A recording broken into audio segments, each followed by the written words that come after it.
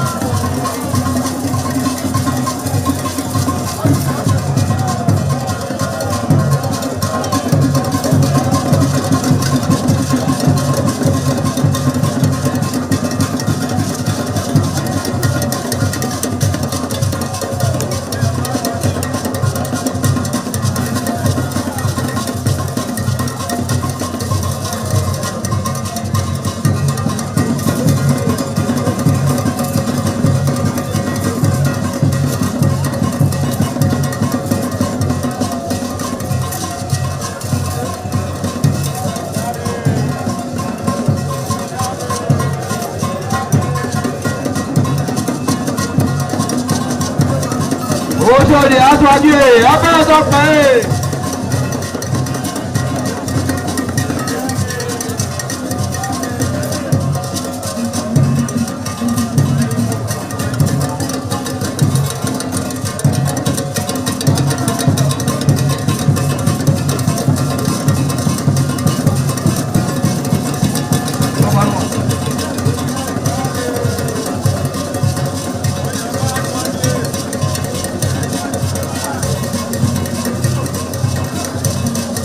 Ayaba Antoine abẹ́rẹ́ tó pẹ́ ẹ́.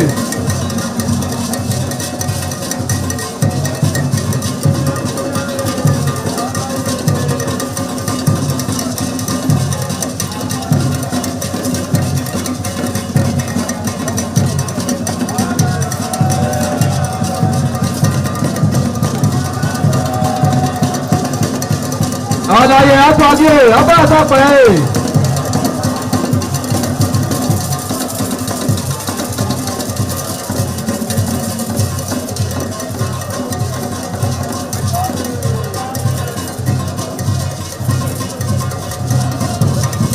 Ẹgbẹ̀dúwà.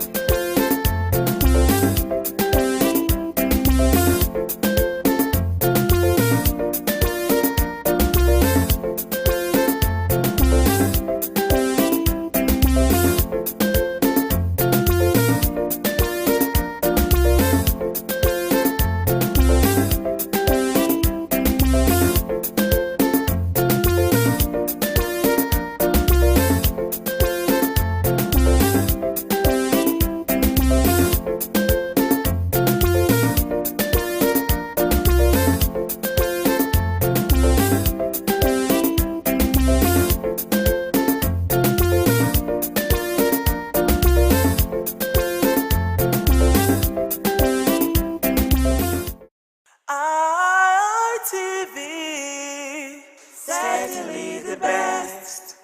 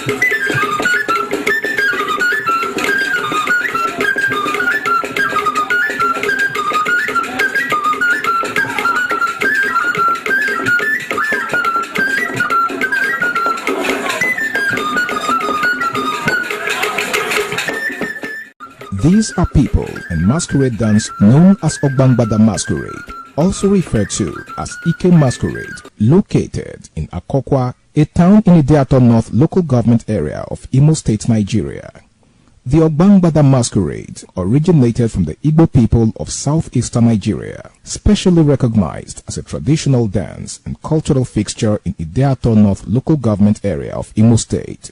It is often referred to as Ibwebe by the local people. The dance is considered a deeply rooted ancient cultural dance in the old region of Imo State. The dance is energetic, fast and powerful as the drums are vibrant and the people add color to the display of the masquerade.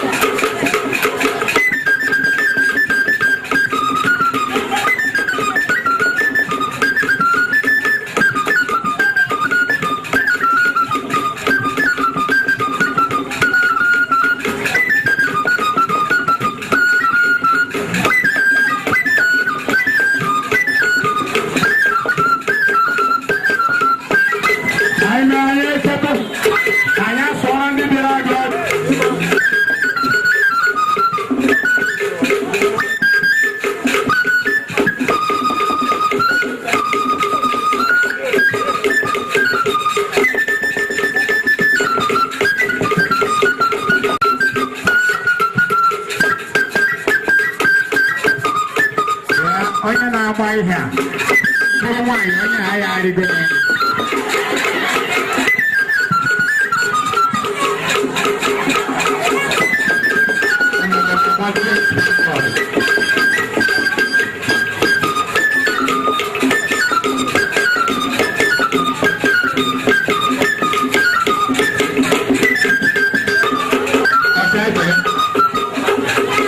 I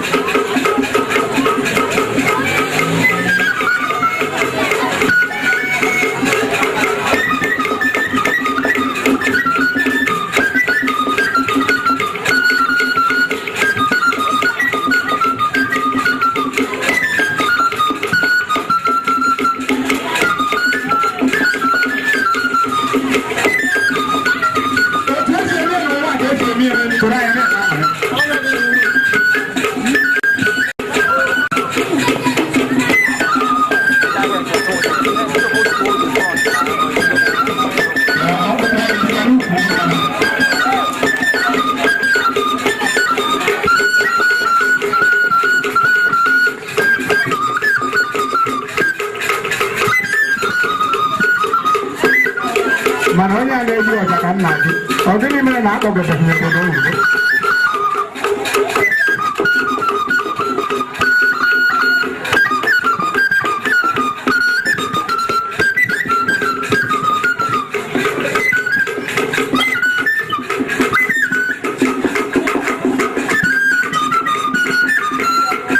Media TV ni boleh.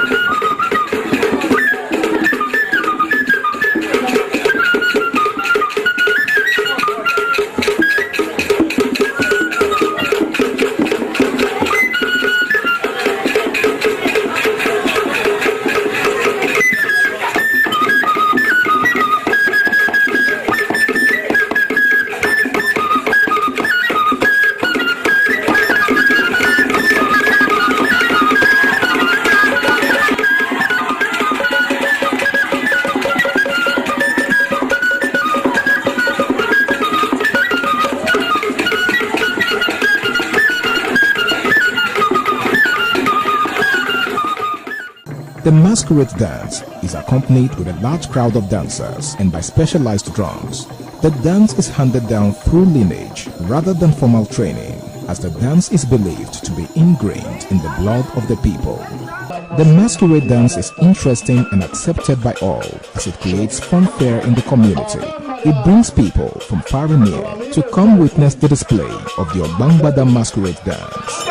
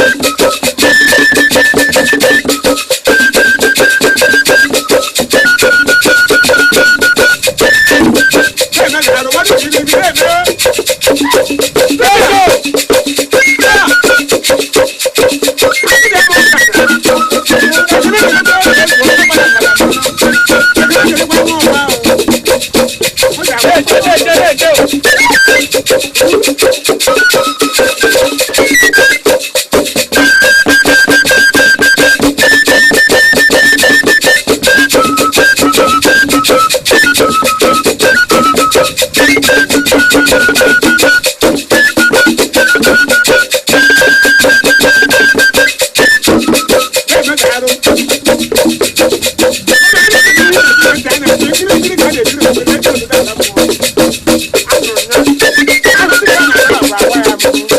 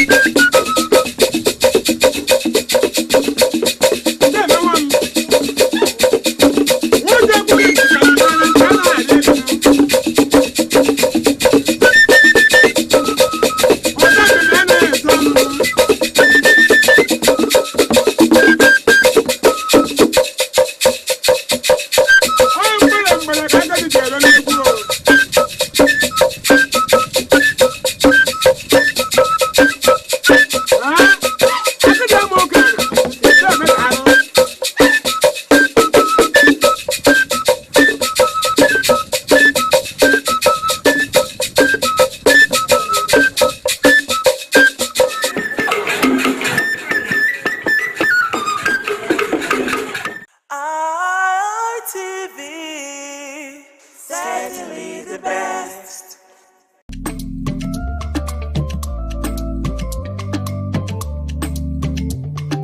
The man went out to bring in thugs to come and beat her. Yeah. In a situation like that, do you think women would have seen that and still want to speak?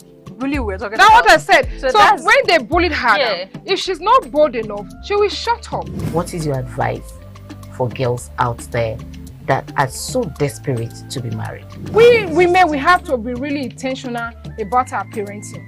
If you know a child is being abused or you see signs, a bruise or a child, it has to be investigated. People barely even breathe when they are going for a shrebi and something. Party. You have to be They can't smart. sit If down. you see where they are dressing them up and dragging on both sides, you cannot breathe. And these women will stay in those events for hours just to keep up with that beauty trend. Is that healthy? That's not healthy. I am Patricia Uremu Gabriels and we're reaching you live from our Lagos Network studio. Of course, Women in Conversation is a program designed for women to discuss about themselves.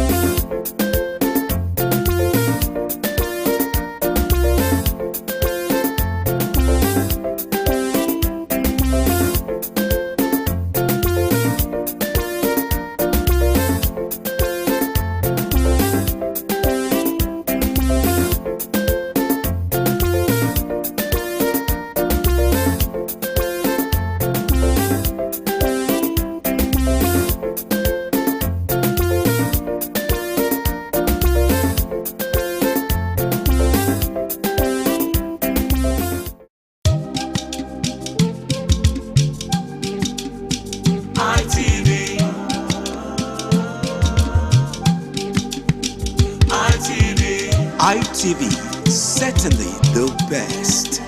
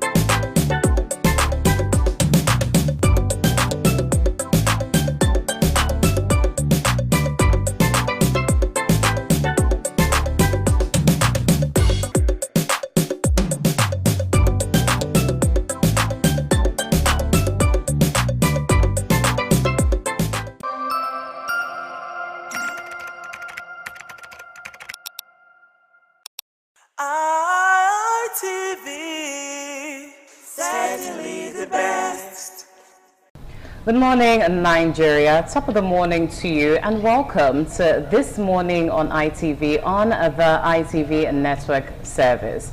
I am Chukwu from Nanya Digwe here in our Benin Network Center, bringing you a fresh look to all the conversations that are shaping our social and political space. I'm not alone in the studio this morning. I have with me Anu Oluwapo Stevens. Good morning to you, Anu. Good morning, Chukwufunaya. Good week. Happy New Week. Yes, Happy New Week. How was your weekend? It was great, interesting, and I mean, yesterday we celebrated the Mothering Sunday across Nigeria. I joined the rest of the world, and the conversation regarding every time we go to celebrate Women's Day again, but it was so beautiful to see that, and also to note that March is actually the Women's Month, just to put it out there. Okay, well, in my opinion, I did have this conversation with a friend just yesterday saying, you know, there's just numerous and interminable times where we get to celebrate mothers and women, and I say, with all that women give back to society, is it really enough? Well, we also have Abuja and Lagos network centers joining in the conversation this morning. Let's meet the anchor in Lagos, Patricia Gabriels. A wonderful morning to you. It's Monday. How's it in Lagos and how are you? Good morning, Funanya. Lagos is beautiful. And then let me start by saying happy Mother's Day to both of you. Yes, I know what I'm saying. Funanya, don't begin to wonder, but happy Mother's Day to you all. And I heard you say that you had a conversation with someone yesterday who was saying mothers are celebrated numerous times. It's even not enough for us to be celebrated, trust me. With everything that we give back to the society, it is not enough. The celebrations are not enough.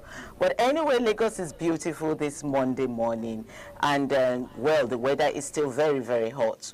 It is very, very hot. And then with the no light situation in Lagos, we saw last week some residents of Lagos State had taken to the streets to demonstrate on the no light issues in Lagos. Anyways, that's it from Lagos.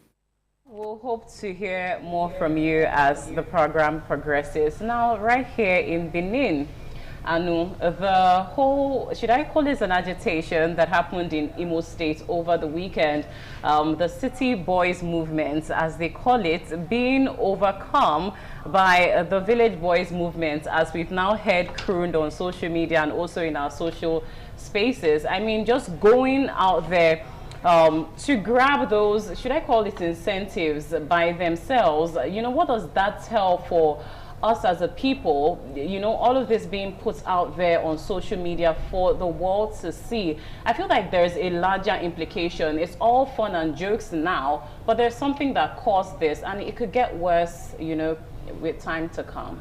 Absolutely. In simple terms, it says a lot about Nigeria. It says a lot about how poverty has risen and how a lot of Nigerians right now just want to crumble for anything that they can get. I mean, we saw that happened over the weekend on Saturday precisely in Imo State, with the likes of Cubana Chief Priest being there chairing the movement. The City Boy movement versus the Village Boy movement is really, really crazy. Something that was meant to be an empowerment scheme turned out to be all rowdy. I'm pretty sure the City Boy movement, chaired by the president's son, Seyi Tinubu, didn't see all of that coming. And it will also interest you to note that we had security formation there, but with the way the crowd actually did override everything and made it all rowdy, says a lot about how poverty has eaten deep and how the conversation regarding stomach infrastructure has started up again. Why do we have this every single time come up is the big question. And how can the Nigerian government do better to improve the cost of living, improve the welfare system of Nigeria? That's also another conversation entirely. And interestingly, we'll be seeing more of this come up as we move towards the 2027 general election. Definitely. 2027, there will be a lot to unpack. I mean, at the square just on Saturday, we got to see this play out.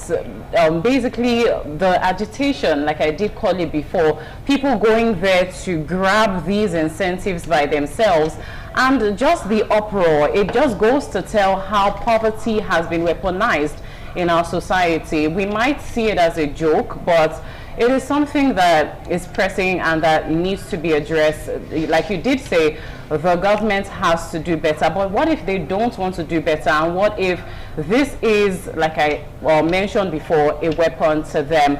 All this and many more will be unpacking on the program TMI on the ITV network. We'll take an intermission now, after which we'll progress to another segment of the program. Don't go away. Welcome back. Right now we're in our newspaper review segment, where we get to take a look at our national daily, see what they're saying, see what is actually in the crux of conversations in our social space. Before we proceed though, just to let you know, Dr. Sonny Juko-Kosun is in the studio right now. Good morning, Dr. Sonny. Good morning, Chigufunaya. Good morning, Anolu Akbo. Happy Mother's Day. Just last week here, on Monday, we talked about International Women's Day, and today is, yesterday was Mother's Day, or Mothering Sunday, right? Right after the Lent. I know that by this Sunday we'll have International Girls' Day, and then by Upper Sunday, Upper Monday, we'll have International Grandmother's Day. Oh my God. And maybe Great Grandmother's Day. I don't think we have anything like that. Auntie's Day and all of that. But I think fundamentally it just reflects the position that women occupy in the world and the impact that they are making. I was talking with someone yesterday at the lounge. I was like, you know, for me, the roles of women, particularly their capacities and their abilities to multitask, in a typical family setting, on mornings, weekdays, you find a woman who is preparing the kids for school. At that same time, she's putting together, you know, the meal for everybody in the kitchen. At that same time, she may even be, you know, giving attention in the other room to your and all of those things within that. So the capacity to multitask is so enormous. So that's whatever, even if we decide to celebrate women every day, I think it's worth it. But we're only appealing, that at least when it gets to our turn, you should be giving adequate mention and attention. I'm sure we're not asking too much. Well, it's good to hear you give women the accolades that we deserve. And in regards to celebrating men when the time comes, I mean, it's a man's world. Okay. So so shall it be. So shall it. It's a man's world. That's where you end it. Anyways, you talked about the City Boys movement and what happened in Imo. Yeah, it's very fundamental, because when you listen to some analysis in the build-up to the 2027 election, you hear people say, look, this election is between the ruling party and the people, all right? So that's why you are seeing some of these things, you know, coming into the fore. And as we make progress, getting closer to the election, we're going to see more of it. I like the fact that you mentioned that poverty has been weaponized. And this has been the pattern over the years. But the onus is on the people to open their eyes and see that the true, authentic power belongs to the people. And they can exercise that through the ballot. Get registered, get your voter's card. On the day of election, go out there and cast your vote. When you say, oh, they are going to manipulate, those are the rhetorics and the narratives they used in hoodwinking the people. Because when you have in a polling unit of about, let's say, 500 registered voters, and they all come out to vote, nobody can read. Nobody can manipulate it. Well, that's what you say, but there's a section of Nigerians of the standpoint that 2023, people came out en masse. Yeah. And what happened regardless. Yeah. Yeah, I mean, it's also part of the developmental process. You know, we always look at things from the negative perspective. In spite of what happened in 2023, a lot of positive things happened. There were people who became senators that ordinarily should have been in the Senate. Sure. There were people who became governors. There were people who became House of Assembly members, House of Representative members, even though we have seen many of them defecting to ADC or to APC as the case may be. But something positive happened. And we mustn't forget that. And it's important that we look at how we can build on that. I did a video recently. I was saying, in the build up to 2027, I'm not seeing much of the opposition political parties. When you say that, oh, they want to come at you and all of that. But that's the reality. In the pre-2023, we saw the Obedient Movement using the poster child of Peter Obi to drive the conversation. And Peter Obi was engaging, was interactive, was analytical, with data, with statistics. Every comment that he made. Strong opposition. Yes. We're not seeing that coming from the ADC. Some say, well, it's too early. All right? But sometimes you know how a journey will turn out at the beginning. And when you have strange bedfellows coming together in a political party like the ADC. That's a phrase. Yeah, you know, there's bound to be challenges because, you know, that rivalry will be there. In the Labour Party and the Obedient Movement in 2020, it was just Peter Obi. And when he speaks, everybody listens. But now Atiku is talking, El-Rufai is talking, Amechi is talking, Obi is talking. Do you understand what I'm saying? So there's a dissonance in the political space. Well, yesterday, Dele Momodu was speaking at his sister station, and he was asked the same question as regards the state of opposition in Nigeria. And he said right now in the ADC, which happens to be the major opposition party, just to add to that, last week, we saw the Senate President Godswill Akpabio saying, oh, PDP is gone, and he was making mockery and joke out of it, forgetting the fact that the PDP was that party that made him who he is. So Dele Momodu yesterday said right now, what we have in the opposition are just star parading themselves with likes of Rotimi Amechi. El-Rufai is currently having his own saga. Atiku Abubakar, the Obedient Movement, that's Obi, Peter Obi right there. One would actually beg the question, if we have any strong opposition person right now that can actually stand against President Bola Tinubu come 2027 general election. And then when he was asked, he said Atiku Abubakar, but with Nigerians even told in that line. So that's the interesting thing. That's why I said, contrary to what we had in 2023, in the run-up to 2023, and what is obtainable now, you don't see Atiku is going to be relying on media aids to engage Nigerians. Maybe once in a while he speaks to Nigerian stuff like that. But Peter Obi will be at the front. I'm not trying to campaign for him. Now mind you, Atiku has been on since 1993. Yeah. And he has all of the media and it's not about how many years you have had. It's not about how old you are. Right. It's about where are you right now and where is the country going to? Are you current? I mean, are you current with the issues? Do you understand? What role have you played over the years? Do you understand what the issues are as it relates to Nigeria? Do you understand what I'm talking about? If you bring many of them, I mean, some years ago, we had a debate here between two senatorial candidates. And then in the debate, there's always a segment where the candidates ask themselves questions. And then one of the candidates asked the other candidate a question. He said, what's the total number of wards in Edo State? And the other candidate flared. So what do you mean? What kind of question is that? Do you understand? Yes, he's not informed. He's not informed. He's not aware of his environment, but he wants to lead the people. That's what we are talking about. Today, you look at the corruption index in Nigeria. You look at the human capital development index of Nigeria. You look at the poverty index of it's not encouraging. The quality of life is poor. The presidency has secured constant power supply for themselves, right? And they've cut off the national grid, so which means they're not going to be depending on, well, maybe the Abuja Electricity Distribution Company, for example. They're going to be depending on internally generated power through solar and all of that, running into billions of naira. So what does that tell you? What does that tell you? It tells you that they have lost faith in the power grid of the country.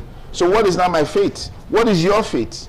And what is your faith? Right now, this was the same person in the build-up to 2023 election that said that if he doesn't provide electricity, do not vote for him at all if he wants to come back. So this is payday. This is payday. Well, this is Nigeria. Anything goes at the end of the day. Definitely, this is Nigeria. We'll, you know, get to see how things pan out in time.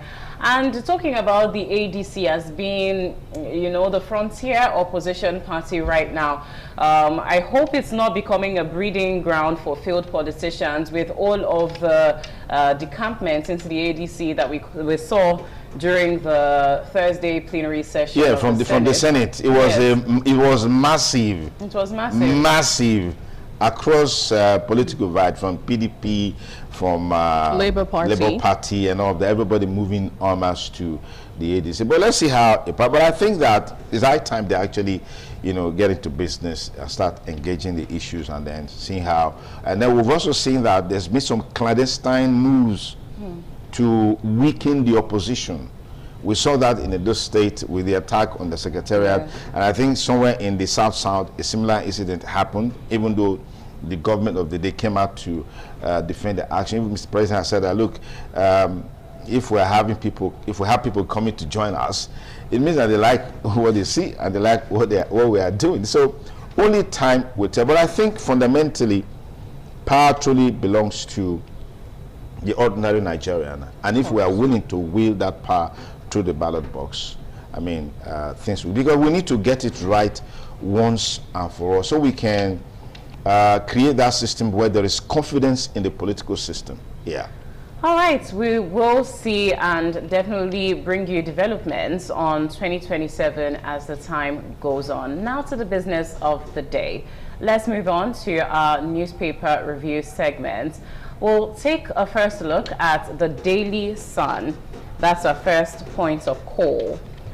Atop there, it says, power outages, soaring energy bills, push businesses to breaking point. It goes on to say, Lagosians groan as heatwave, epileptic power supply worsen hardship. And that's on page 21. Away from there, it says, Middle East crisis, food, medicine face imminent price rise as sea, air freight costs soar. A major headline on Daily Sun also says NLC lists effects of petrol price hike, says living costs unbearable for workers, demands immediate wage award, tax cuts and relief. And that's on page 6. Other stories on Daily Sun. CBN, foreign investors raise Nigeria's dollar inflows to $4.37 billion. That's on page 2. Now on the hardship, we're not inciting Nigerians. ADC tells this to the APC. It's on page 6. On Daily Sun as well, Tinubu backs Nigerian media's fight for fair revenue from big tech, promises tariff relief. That story is on page 26. Other stories say, President orders nationwide rice distribution for Lent and Ramadan. That's also on page 26. So if you want to get more on those stories, go to page 26 of Daily Sun. Also on Daily Sun, decentralized pipe protection, a fairer system for the Niger Delta. That's on their Reason With Us segment. Over to you, Dr. Sonny Duke. Thank you. I think the first story there on the effects of petrol price hike is something to talk about. And unfortunately, this is not internally created. It's a result of the global economic crisis, so to speak, the result of the war on Iran. That's what has triggered what we are seeing today. But I think, like someone told me that in some civilized climes, you always have structures put in place to mitigate some of these emergencies, to cushion the effects on the ordinary man. And that's something that I think government needs to look into critically Yes. to ensure that the impact of this sudden economic situation. And what even worsens, you know, the effect of the petrol hike is the fact that there is no light. Yeah. So people and they have are having safeguarded themselves by cutting off from the national so grid. it's just it's a crazy situation. It is. Let's look at what we have on the Guardian newspaper. It says higher FAC earnings offer Nigeria leverage to rebuild fiscal buffers. We talked about that some few minutes back. You find that story on the Guardian newspaper. Higher FAC earnings offer Nigeria leverage to build fiscal buffers. That story is on page 6 of the Guardian. And then on page 30, it says Yusuf strips deputy of key position, scraps Kano ministry. All right, so the factional crisis in Kano State Government House is still there. Remember, the House of Assembly is attempting to impeach the deputy governor of Kano State. Sanwo-Olu's free medical outreach for police will enhance efficiency, says DIG Zone 2, is on page 5. Middle East crisis, NLC CPPE rally FG to local solutions and safeguards. Yeah, and then PDP reconciliation talks fail as Wike faction takes control of states. That's on page 6. And how Middle East war is reinventing survival crisis. UK members of parliament urge Starmer to engage Tinubu on Christian killings. You find that story on page 4 of the Guardian newspaper. You want more of these stories? Get a copy of the Guardian. Anu? Away from that, let's turn our attention over to the Nigerian Tribune newspaper this morning, leading with the major headline: opposition parties, lawyers, CSOs reject bid to criminalize dual party registration. Subwriter says it is a selfish agenda, ADC speaking. Amendment is unnecessary, SDP. Utomi-led movement threatens legal civil resistance. Others reject amendment bill. It is a good law, should be extended to curb defection. Okere has that to say. It is a move to suppress opposition, CSLs reacting. On page 22, you get details of this story. Still on the front page of the Nigerian Tribune, why Nigeria may not benefit from global crude oil price surge, expert speaking. On page 6, recommend establishment of crude reserve. Epileptic power supply, experts mull comprehensive sector reform, says JAMCO, not a civil bullet. On page 6. On page 2 of the Nigerian Tribune, Tinubu backs Nigerian media's fight for fair revenue from big tech, promises tariff relief. That's on page 2. And other stories, State Police, Delta approves construction of 25 divisional headquarters, SPU base. More details on page 4. Middle East crisis, NLC demands wage award, cost of living allowance, tax relief on page 4, which is pretty much interesting. Intrigues, horse trading, Rock Ekiti, APC, over state assembly tickets on page 22. And finally, on the Nigerian Tribune this morning, NDLEA arrests 74-year-old man with cocaine in Abuja airport on page 27.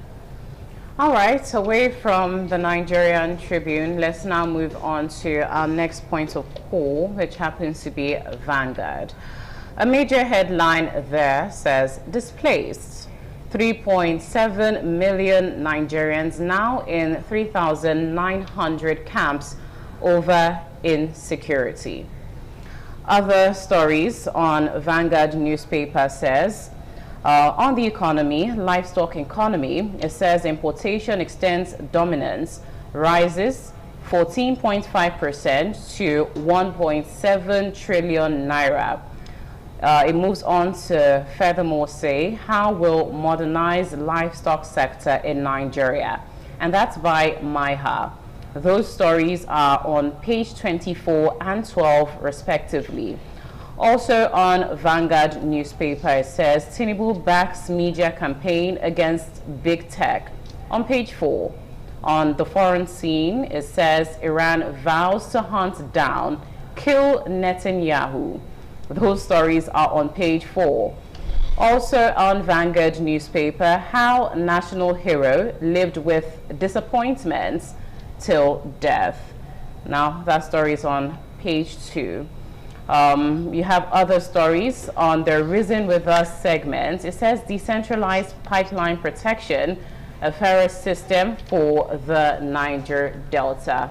Now those are the stories we have in our newspaper review segment. So if you want more on those stories, you get to grab yourself a copy of any one of those national dailies. And just to let you know once again, we're connecting stories across 3 network centers: Benin, Lagos, and Abuja. You've met us here in the studio in Benin. You've also met Patricia Gabriels in Lagos and gotten to, hear an insight on what they have for us. And in Abuja, we have Joseph Kadri. Good morning, Joseph. How's Abuja and how are you? Well, a very good morning to you. Good morning, Nigerians. And of course, TMI is one program that you don't want to miss because it's loaded with interesting packages. And of course, in Abuja here, what we shall be looking at is the issue of insecurity, wave of insecurity. You want to talk about the Boko Haram ISWAP issue in the Northeast. It's still there. People are still being, dealt with against their wish. And with what we have seen UNICEF come to talk about last week is the fact that children are now being, recruited into their group, into the Boko Haram, ISWAP group, and that is not good for children. Children are supposed to be in school, until, of course, they are above 18, that they can decide what they want to do for themselves. That aspect is something that is not good for the nation. And of course, when you talk about banditry, it is there in the North Central. You talk about kidnapping for ransom, is everywhere as far as this country is concerned. You want to talk about the unknown government, the Southeast. I mean, the issues are just overwhelming. And you want to ask of the promises made, towards 2023 election, and you not just oppose it with what we have on the ground. It's nothing to write home about. How come we are still grappling with these issues? Just to give us a classical example, somewhere in Kubwa here, about 2 weeks ago, about 9 children were kidnapped for ransom. But at the end of the day, even if they were rescued, after like 12 days, do you know what the parent would have passed through? The traumatic situation for both the parent and the children. So these are issues that we shall be looking at today in the course of the program. I only hope that you stay glued to ITV. All right, thank you so much, Joseph Kadri, for the insights of what you'll be having in Abuja. Very timely conversation, by the way. Well, this has been and is still TMI on the ITV network. Up next is another leg of the program, which is the most important discussion segment right here in Benin. We'll be discussing the debate on power rotation, engendering political balance. It promises to be a lot. Stay with us. Many thanks again for rejoining us on the program TMI on the ITV network as we go straight to our discussion segment. Well, for the penultimate year before an election, you always find political intrigues taking the center stage, from defections, intra-party wranglings, and of course manipulations and all of those stuff that are associated with politicking.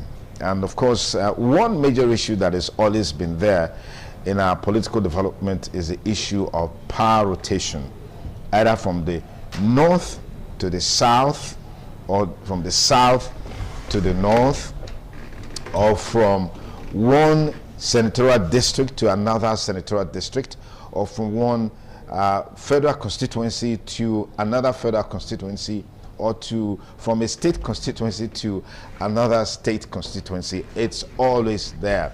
Some say it's part of the political process and it helps to deepen democracy. Sometimes this may be very destructive because some politics or some parties, they are not able to survive the aftermath of such instances or such situations. Let me thank very specially Honorable Iwingare Osa-Kindness, a chieftain of the APC and also a public affairs political analyst. Thank you so much for joining us on the program. Thank you, Sonny. It's always a pleasure to be here, and good morning, Edo people. Fantastic. Well, the build up to 2027 is getting more interesting by the day. What is most topical and perhaps visible now is this dichotomy between the City Boys movement and the Village Boys movement. And some say that's going to be a major determinant in this election, because while the City Boys are doing their thing, the Village Boys, representing the masses, the average Nigerian person, so to speak, are also mobilizing. To what extent is that true? Well, I'd like to quickly disagree with you by the dichotomy you tend to make between the Village Boys and the City Boys. The Village Boys does not represent the average Nigerian. Rather, it is just a division of ideas and alignments between Nigerians taking sides either for or against. Not necessarily mean that the City Boys are, from your analysis, you tend to say that the City Boys are in the minority, when you say that the average Nigerians are among the Village Boys. I'd like to quickly dispute that. But just to say that our elections just now have become something that is very, very competitive, and given the dynamics of our politics as a people, it tends to be that everybody is interested in the well-being of Nigeria and Nigerians. And political parties and alignments are various vehicles through which you can, push whatever ideas you have for the Nigerian state. So that is why you see that some say that they are City Boys, some say that they are Village Boys, but all at the end is geared towards having a Nigeria that works. I think that should be the ultimate goal. Whether you are a City Boy, you are the Village Boy, what should be the center stage and the center focus of wherever divide you belong must be that the Nigeria that work, not self-serving ideas that we tend to dominate our political discourse and our political history. But we must begin to put Nigeria first, the Nigerian project first, over and above self-serving interests. So whether City Boys or Village Boys, we must all pursue the Nigerian project. I think that is what is important just now. We've always had this trend where the conversation surrounds power rotation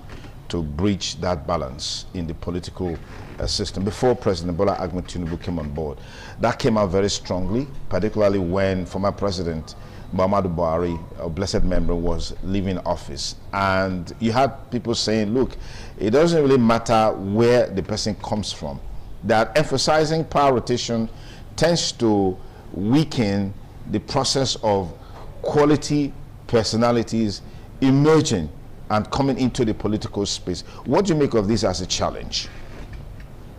Power rotation has become part of our political culture, even though it is not enshrined in the Nigerian Constitution. But it has become more like a gentleman agreement between major political parties in Nigeria.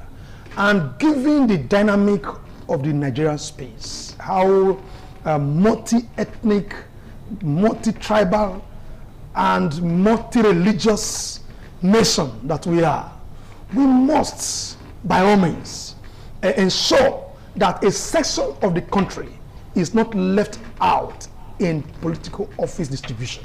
I think that is why major political parties are championing the first et origo, that is the state of origin or the location of origin of those who occupy the political space. It is important that we begin to strike political balance, that we begin to strike balance among those who manage the Nigerian resources, so that one section of the country is not seen to be suffering at the expense of the other. But why that is so, we must begin also to emphasize capacity, emphasize ability to deliver over and above where you are from. Yeah, I was going to go to that point, because is this not promoting mediocrity, inefficiency, ineffectiveness when we look at things from that perspective? Every side of Nigeria is blessed. Nigeria is a blessed nation. Every section of this country is blessed. The arguments that it is an attempt or it will promote mediocrity are arguments of those who want to benefit from a perpetually saddling a section of the country with power. It's not correct that it promotes mediocrity. I do say, for example, that if we like we have currently, the president is a product of rotation. The current governor of Edo State is a product of rotation. They are direct beneficiary of this principle, because it is said or believed that it was a time of the South, and that is why the major political parties at that time presented Southern candidates. Secondly, in Edo State, you see that the major political party presented candidates from the Esan extraction. Are you now saying that among the Esan extraction, the Benin extraction, and the Afama extraction, that we do not have quality candidates that can deliver? I don't think where they are from are the issues. Among the section that these elections or this office have been zoned to, it is the ability to select the best from that area that we should be pushing. I'm not saying that it promotes that rotational democracy promotes mediocrity. I don't believe that at all. Because for equity, for fairness, for justice, every section of the country must be seen to be representing the country in managing the collective resources of the country, and not just leaving it to one section of the country at the expense of the others. And you know that you cannot completely erode or remove the idea of trying to patronize the section you are from, even though you believe that you are serving the entire country, but you must first of all pay allegiance and alliance to the area you are from. And that is, even though it is silent, it is not constitutional, but you have this alliance first to where you are from before you begin to think of other areas. Okay. So it is important that we strike a delicate balance between having to do with getting a candidate that has capacity, that has ability, that has credibility from a section that political office is on to. What do you make of this seeming analysis that when it comes to issues like this, at the state executive level, at the presidential level, is more pronounced, but when you cascade it down to maybe senatorial district, constituency, maybe federal constituency, state constituencies, we don't seem to give this some thoughts. Are you bothered about that? I am bothered. I am bothered. It has to do with the selfish interests of those who manage our political space. I give you a typical example of my own federal constituency, the Obaoha Federal Constituency. Since the Fourth Republic in 1999 till date, if you check it, it's about 27 years, or 28 years as it were. For that 28 years, you have had Obaoha local government producing the representative as against a local government mainly having 8 years, are you saying, Mr. Duke, that amongst the Ego elites and the Ego people, would you not have somebody that will be able to represent the people? Are you saying that Igbo people are more superior to the Igbo people? The answer is no. I think for fairness, for equity, for justice, we must strike delicate balance by zoning, by micro-zoning these political offices to the areas that are underrepresented, like we currently have in my federal constituency. I think Mr. Governor at this stage must be appealed to very strongly that he look at the issue of equity, fairness, and justice, which he himself is a direct beneficiary of. That we must microzone this federal, the next elections, as far as Igbo federal constituency is concerned. We must microzone it to a local government, so that we can see that at least we go close to having, balance between 20 years of Igbo and 8 years of Igbo local government. Okay, now there's something, I mean, using that as a foundation to deepen this conversation, is there any way, for example, you can exonerate Ego, right? Yes.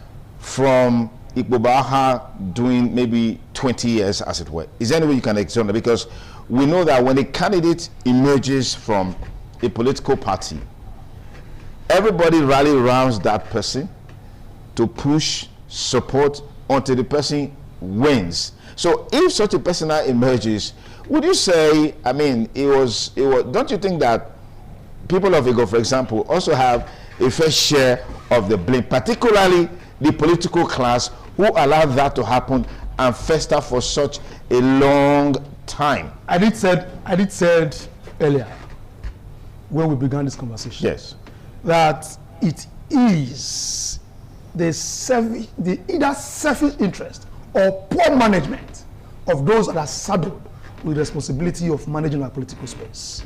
That is why you have that. But does that mean that we will exonerate completely a local government and the people? The answer is no. Because there were instances where there were a candidate from Ego and candidate from Igbo local government. And that is why, beyond microzoning, politicians and political parties must look out for candidates that can win elections. It is not all candidates that can win elections. That is why while you microzone, you must look also at the best from that area. Those who have, spread in terms of political support base. You must look at those areas. So we are not completely exonerating the government. But if, for example, let's bring it to the fore. We have Jim Adun from Igbo local government. We have E.J. Agboyima, Igbo local government. We have Jude Isaide, Igbo local government. We have the first person, I can't remember his name now, from Igbo local government. All we have had is just Ifeolu Isibo, one Igbo local government. The last one, the man, unfortunately, benefited from the obedient movement at that time, who is largely unknown to the people. No, don't say he's unknown, because largely, that's your opinion. That's your opinion. It's my opinion, and it's subjective. It's my opinion. It's subjective. Yeah, yes. It's my opinion. Because honestly, I don't know him. Okay. So a lot of people know him. A lot of people, but I don't know him. Yes. I haven't been around this political space for a long time. Yeah, a lot of people know him. I don't know him. So that is. So you see that we must look out for the best of the candidates. What happened in that election is just Ego people, or the people cutting their nose to spite their face. That's exactly what happened. So we see that we must begin to look at the best. Even though we pursue and advocate for microzoning, we must look at the best. Somebody that has spread in terms of political support base. Okay. Do you have such a person in mind? For the purpose of this discourse, I'm not able to call any particular name. But you do? I do. Okay, all right. We'll take a short break. It's still TMI on the ITV network. We'll be back with you in just a moment. Please stay. Thanks again for rejoining us on the program TMI on the ITV network this lovely Monday morning. We continue our conversation on power rotation and the need for political stability in the build up to 2027. And when we talk about this, we need to zero into the fact that, to a large extent, the onus is on the party leadership to look critically into the structure and the systems to ensure that the best comes out, and that best brings about political balance. But most times when such opportunity comes, they get it wrong. Why? It boils down to not being selfless in terms of choices that we make. It boils down to not putting the people first in terms of the decisions and choices that we make. I think it has become more like a political culture, and steps and actions must continue to evolve to see that for the first time we get it right. And that is why I'm happy today that we have a governor in Edo State who is a core party man, who understands that election is beyond just participating. It has to snowball into victory, particularly against the backdrop of the fact that he had promised Mr. President 2.5 million votes. Where is he going to get that from? Well, realistically, that may not happen. So that's idealistically. In terms of number. Okay. So idealistically, it just shows that the governor is determined to win the elections. Okay. And not just win massively, win. That is why he said that he will give the president 2.5 million votes. And in doing that, you must understand that it will not just zero in on the president. It will have to do with the choice of candidates that you bring out from the various sections of the states that will accumulate into bringing that votes and that massive victory that you have promised, Mr. President. So the government at this time must put on the focal eyesight and bicep, must be able to look beyond sentiments and the ideas of those who pursue self-serving interests and look at the general interest of the state, not just because you want to win election for the president, but he must look at for somebody who has political spread. This is key. Somebody that has the support of the majority of the people. Because, interestingly, the election of the president that he has made a promise to, and that of the other National Assembly members are taking place the same time, the same day.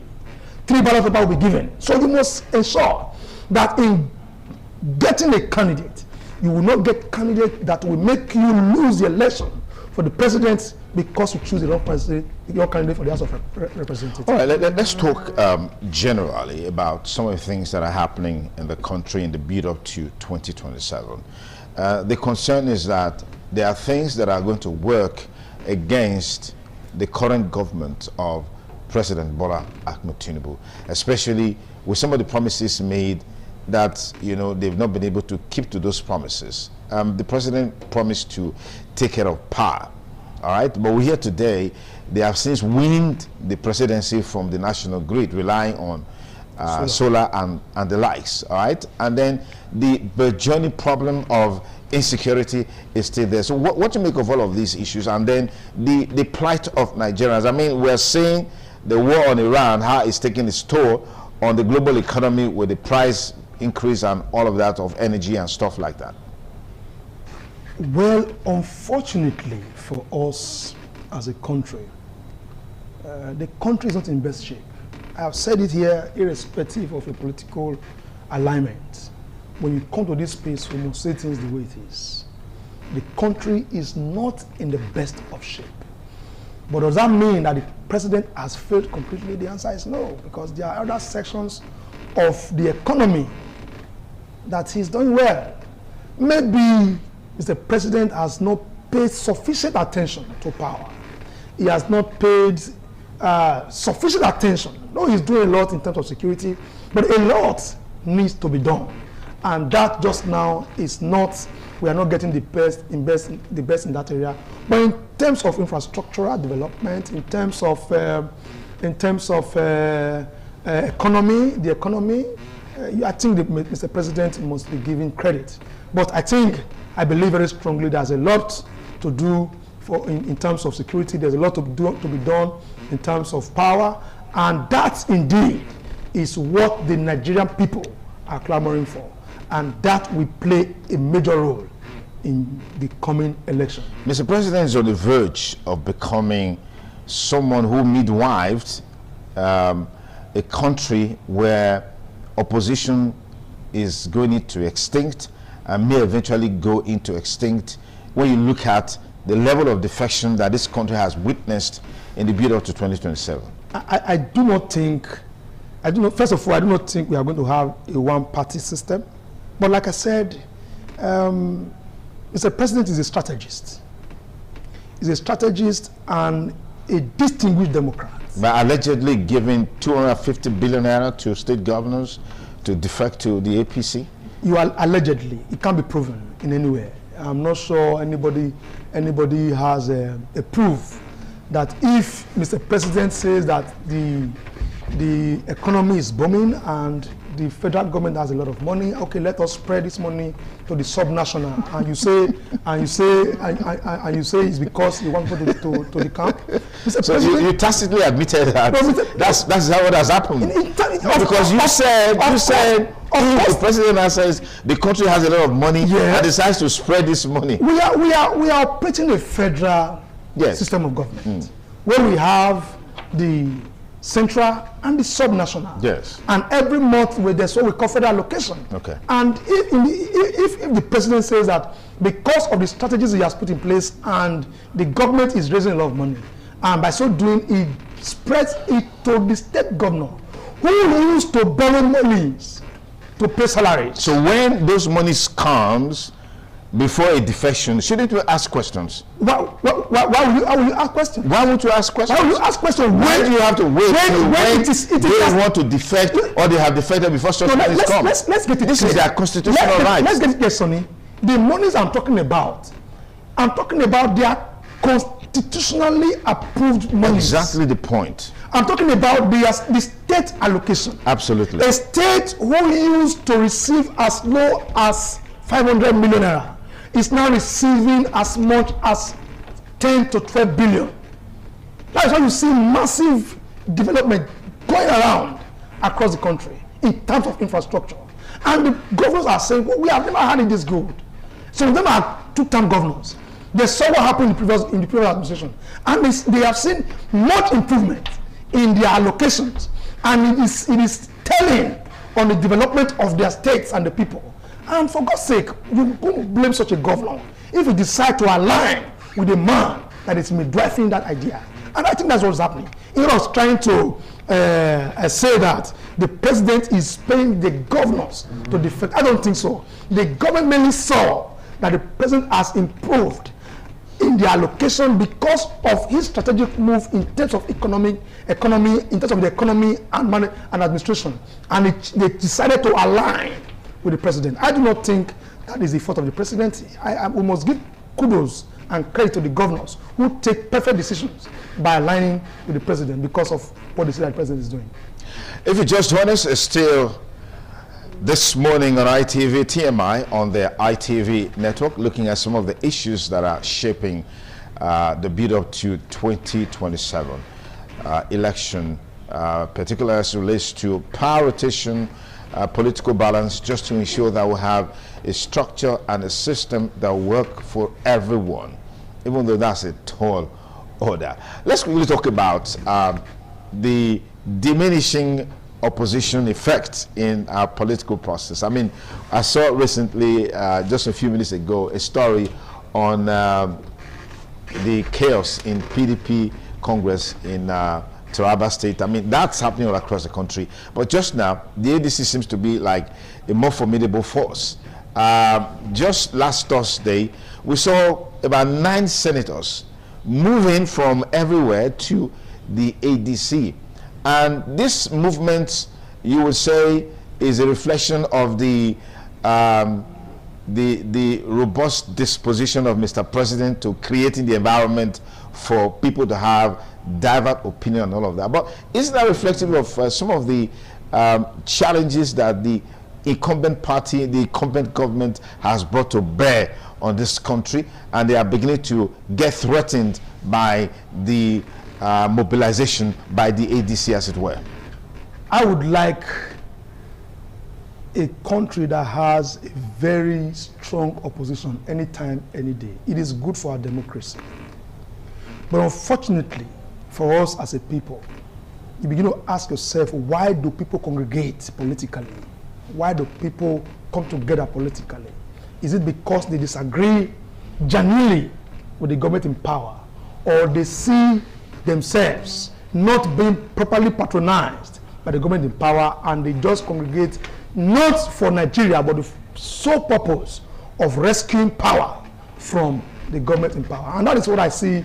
That's what I see in the ADC. Unfortunately, so the PDP, who would have been the strongest and the most formidable force and opposition against the incumbent government, have not been able to manage their internal crisis properly.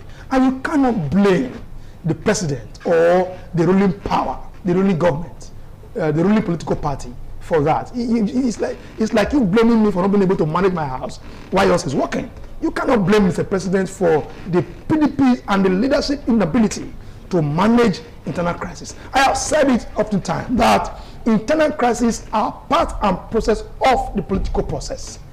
And it takes dexterity to be able to manage it. Those who have the skill of managing it, those are the people who succeed in terms of party politics. And that's what you see in the APC being managed right now by the president. So how do you describe these attacks on ADC secretariats and efforts sometimes to prevent meetings from taking place in some states? In some states, maybe you are referring to Edo State. That was one. I have not heard any other state where that happened. But again, everything we have seen in terms of the attacks on the ADC, yes, there are some isolated cases where the opposition tend to attack them and become violent towards the ADC. But I think more particularly is that what the ADC is dealing with are internal crises. Because everybody that made up that party didn't go there for idealistic reasons. Rather, didn't go there for realistic reasons. They went there for their idealistic reasons. They wanted to go pursue their selfish and personal political interest as against the collective interest of the people. And that's why you see that when they get there, interests begin to clash. Their personal interests begin to clash. When you say everybody, are you not sounding too generalistic? When you say everybody that went into the ADC, are you not being generalistic? No, let's look at it this way. Yes, you have. Who are those in the ADC? Yes. Atiku Abubakar. Yes. A serial decampi, who moves from one party. Is an elder statesman, with due respect to him. But we must look at the history of these persons. He's a serial decampi. We look at Amechi, a serial decampi, who pursue nothing else other than selfish interest. Who else is there? We look at our senior brother, Nasir El-Rufai, who worked with Obasanjo, who worked with Buhari. The only president who couldn't work with right now is Tinubu. Who betrayed him? Well, you will say that. But what I have... But do you believe he was betrayed? What I have is that, are you aware that he was nominated? But there were security reports, as we were told, against him. And as a president who listens to the people, he had to do the needful. See, one of the major challenges of leadership is your ability to take difficult decisions. I would think, left to the president alone, he would have wanted El-Rufai to be part of his government. But that didn't happen because of the reports against him. As we were told, I'm not there. But those are the issues. So you see that these persons are not people who have Nigerian interests at heart, but rather they are people who are aggrieved, who have something against government in power for one reason or the other, and they just want to congregate to see, not for the Nigeria that work, But to see that one person is unseated from the seat is very unfortunate. So when you see that their interest is always colluding, and it results to violence. I wasn't surprised you didn't mention Peter Obi in this analysis. Maybe it's an oversight. The first person I should have mentioned would have been Peter Obi, who is an impatient Nigerian, who just want to bear the name president, not minding how it happens. If Peter Obi has been stable, today would have been the most formidable opposition president against the ruling party.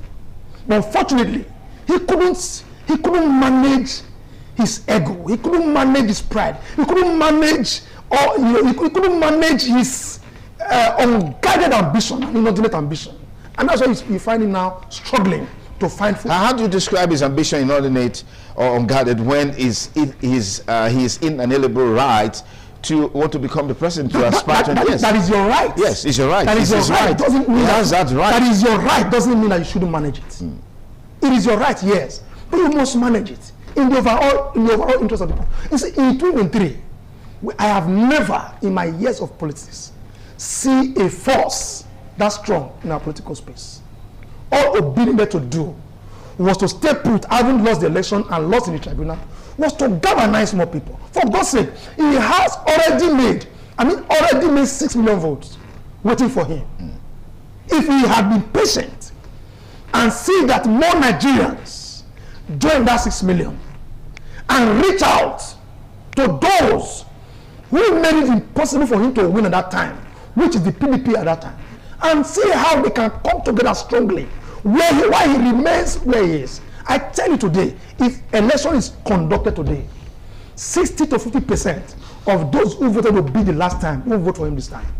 Not because they hate him, but because he has shown beyond word that the support he gathered at that time, he is unable to manage it, he didn't value it, therefore he ran away to meet those who were pursuing him and those that were supporting him. And that's because your party and your government made the Labour Party unattractive with the intractable crisis that rocked it. You remember sometime there was a factional chairman who was known to be a strong member of the APC or connected to the president. So APC has had factional chairmen across board. It is your ability to manage. It's management. Obi could not manage the APC. Now he said he wants to manage Nigeria.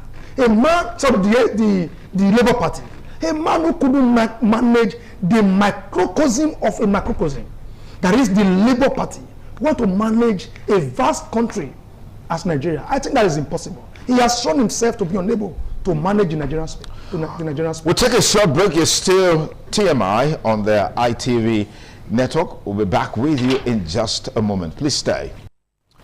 Many thanks again for joining us on the program TMI on the ITV network as we gradually bring our first conversation to a close, looking at 2027 and the debate on power rotation, striking political balance or engendering political balance. We will look at, what needs to be done to ensure that the right person emerges. Interestingly, INEC's timetable, the revised INEC's timetable, has perhaps changed a lot of things on the date of the election, where you have the presidential and the National Assembly elections taking place at the same time. Give me your take on that. Well, I think that the INEC reverse timetable is in the best interest of Nigeria, to the judgment of INEC. And that being so, I do not think that the date of the election will have anything to do with the outcome